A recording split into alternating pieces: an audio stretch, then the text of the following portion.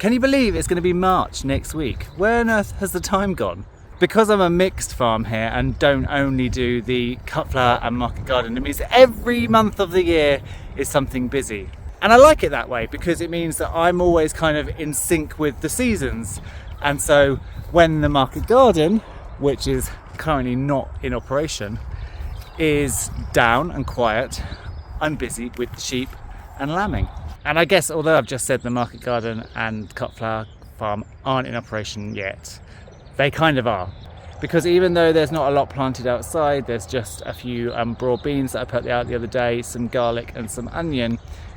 Inside the growing room, I'm germinating and growing on. And then in the polytunnel, I've got loads of little seedlings on the go. So we are already getting quite busy, and come March, it's going to be crazy season.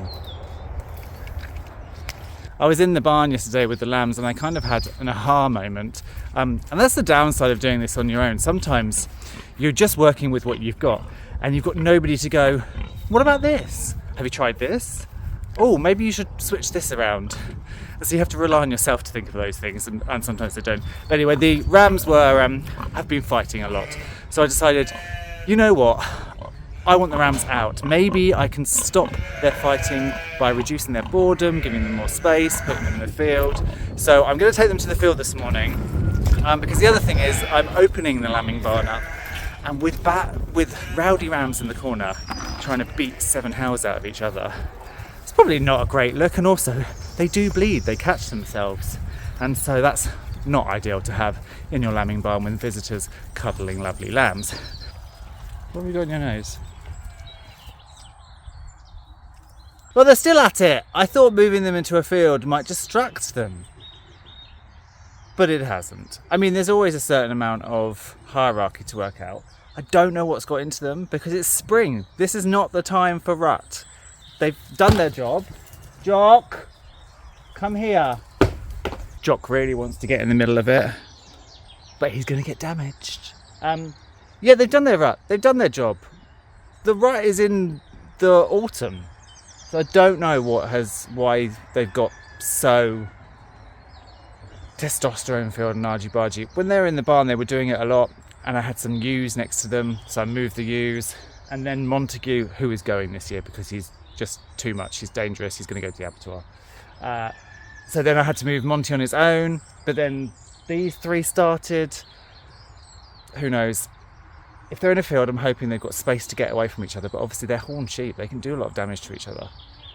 And there's not a lot I can do to stop it, other than just have a pen of 1 sheep each to stop them fighting it. But then when you bring them back together, they're going to fight. So it's kind of throw them in a field, hope for the best.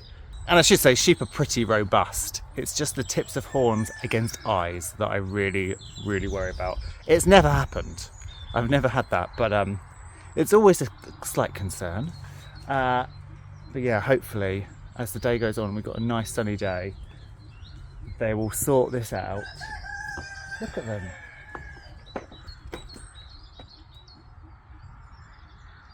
Boys will be boys. And then in their place, we've had quite a bit of rain, and the farrowing pens where Daisy and Rose are due to give birth have become quite muddy. So I thought, actually, throw the 2 rams out, bring the 2 sows in. It makes it really simple for me to watch the farrowing process because I don't have to crouch into an ark. It makes the piglets really happy because they've got loads of space to run around and they can actually come out into the barn. And also, if I'm opening the barn up for people to come in to see the lambs, they'll have the added bonus that they get to see some little piglets, hopefully, in a week or so too. I've kind of forgotten that one of the reasons their pen is so muddy, A, is because we had rain, but because they then rooted it all up.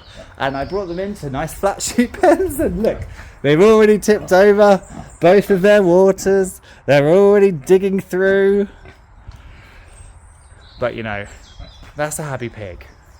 So, you know, it's a pain for me, but they're happy. I'm just going to have to make sure I refill their waters several times a day because they are going to continually tip. And I suppose the bonus is it's going to fall all over the floor, and it means I'm going to have to keep sweeping out the floor, and therefore the floor is going to be cleaner. But it's all these little management things that, you know, it'd be nice just to build a pen, stick an animal in it, give it food, give it water, pen stays clean. That's not quite how it works. So we now have 7 mums. So I've moved the 3 oldest in the pen together. So we've got Missy and Lola and number 25. And these are the oldest. Hello, sweet thing. Then we have 4 Jacobs. Not in order of birth. Who is the oldest? Funnily enough, you. This one is the oldest. This chappie. Hello, you okay? This little ram lamb is fine. He doesn't look it, but he is fine. He was really, really small when he was born. He was born on the coldest day. I think he hasn't got a lot of brown fat on him because he's a bit very shivery, hence the heat lamp. He's feeding fine. He had really, really bad diarrhea the first couple of days. It's cleared up. So he's feeding fine. He's just small. It's taking him a while to get going, which, you know, it's not a problem. But then him compared with the lambs that have come after him. So we have a little girl here. We have a little girl here. Hello. And then this lamb was born yesterday. Rivers was born yesterday. And Rivers' lamb is bigger than he is. It's a lovely little thing. And currently we're at 7 lambs. Everybody's had a single. And we are at 5 girls to 2 boys, which is amazing. However, none of the pedigree Norfolk Horns have started yet. So I'm not getting too excited because it will be sod's law that all of these are girls and then the Norfolk Horns just start throwing out boys by the dozen. So we'll just see what happens. Well, as if by magic, I guess I was just talking about no Norfolk Horns and they would probably all be boys. Well, we're going to find out today because over there, you can't really see her. You still can't see her. There's a sheep. There's a sheep right here. And she has just gone into labour. She's called Helena. It's her first time. She's a bit scatty as well. So I'm not going to get too close, but I am obviously going to monitor her, especially because it's her first time and want to see what happens. But we will find out whether we're going to have a Norfolk Horn girl or a Norfolk Horn boy. Very exciting.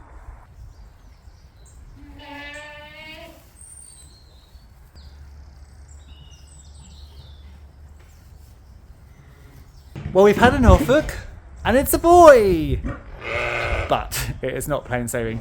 In fact, everything that is stacked against us has happened in this case, where we've got a first-time mum, she's scatty, he's got stuck, so he's come out feet forward, but his face like this, so I've had to help her. So she doesn't want to feed him now. She wants nothing to do with him.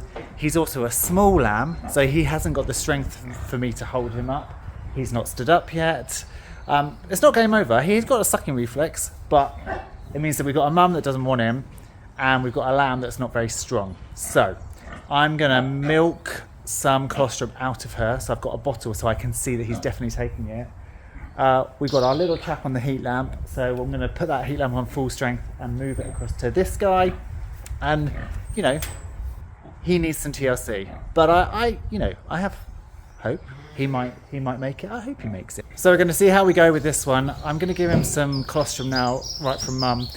And if he makes it and if he gets stronger, I will not be milking into a bottle. I'll hold mum and latch him onto the teat, because otherwise he effectively will become a bottle baby. He needs to learn how to suck from a teat, not from a bottle. But at this stage, when you just need milk into him, that's the best way to go. I'm also going to go and have a little root around in my lambing supplies because I have got a stomach tube. So as a last resort, I will go and stomach tube him so he's got a nice full belly of milk. He's so minuscule. Look how tiny he is. We're going to try, buddy. We're going to give you the best go. We're going to put you under heat lamp now.